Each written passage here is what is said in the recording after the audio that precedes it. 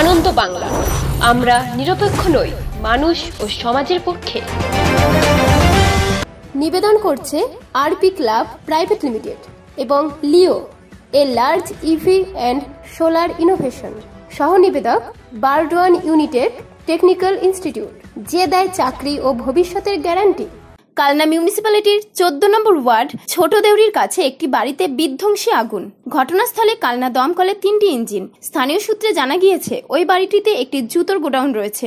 একই সাথে বাড়ির ছাদের উপরে রয়েছে মোবাইলের টাওয়ার। দমকলের প্রাথমিক অনুমান শর্ট সার্কিট থেকেই এই ঘটনা। ঘটনার জেরে প্রচন্ড ধোঁয়ায় ওই বাড়িতে আটকে পড়ে বাড়ির মালিক। স্থানীয় বাসিন্দা ও দমকলের প্রচেষ্টায় ওই মালিককে প্রায় 2 ঘন্টা পর উদ্ধার করা হয়। শনিবার সকাল থেকেই দমকলের 3টি ইঞ্জিন আগুন নেভানোর কাজ চালাচ্ছে। আর এই ঘটনার পরেই এলাকায় ছড়িয়েছে আতঙ্ক। 14 নম্বর ওয়ার্ডের বাসিন্দা আব্দুল কাদের মিয়া, যাকে আমরা আগে বলেছি, এনার একটি জুতোর গোডাউন আছে। এনার একটি জুতোর গোডাউন আছে এবং তার সঙ্গে যেটা হচ্ছে কি আমাদের মোবাইলের টাওয়ার আছে বাড়িতে।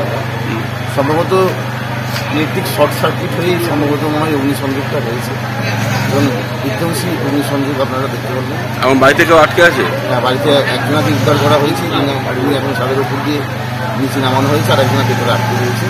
যেহেতু চাবি আটকানো রয়েছে চারিদিক থেকে, চাবিও খুঁজে পাচ্ছে না, স্বাভাবিকভাবে চাবি খুলে বেরিয়ে আসতে পারছে না। এখন জানলা ভেঙে ওনাকে বার করার চেষ্টা করা হচ্ছে।